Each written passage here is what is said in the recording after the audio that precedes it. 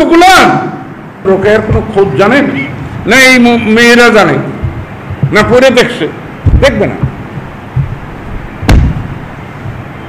কারণ এর পিছনে রোকেয়ার কোনো আদর্শ ছিল না, কোনো উদ্দেশ্য ছিল না। একমাত্র লক্ষ্য ছিল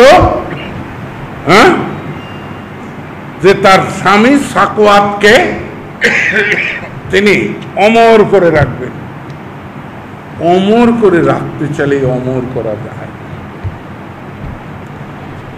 শুধু লক্ষ্য পথে চললেই লক্ষ্য অর্জন করা যায় না, তার জন্য আদর্শ লাগবে এবং তার জন্য সঠিক সহযোগী লাগবে। এই ভারতবর্ষের স্বাধীনতা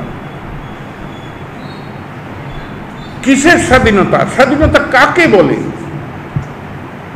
একবার কি কেউ, এনে তো শিক্ষিত লোকরাও আছেন, একবার কি কেউ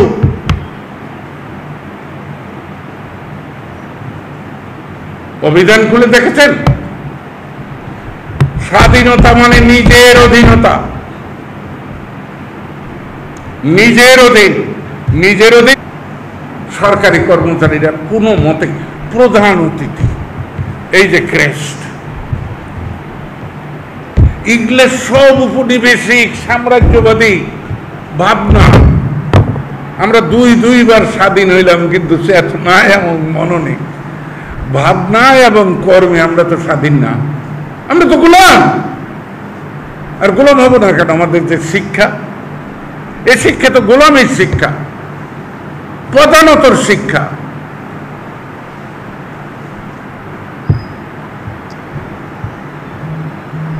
আমরা ছবি তুলি, প্রদর্শনী করি। প্রদর্শনী কয়দিন?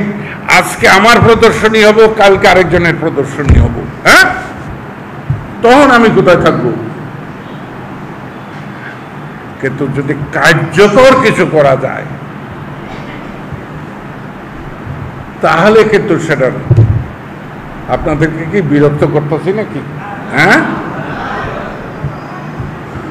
বুড়ো হয়ে গেছি তো, পেশাল পাড়ার স্বভাব হয়ে গেছে, তাই না?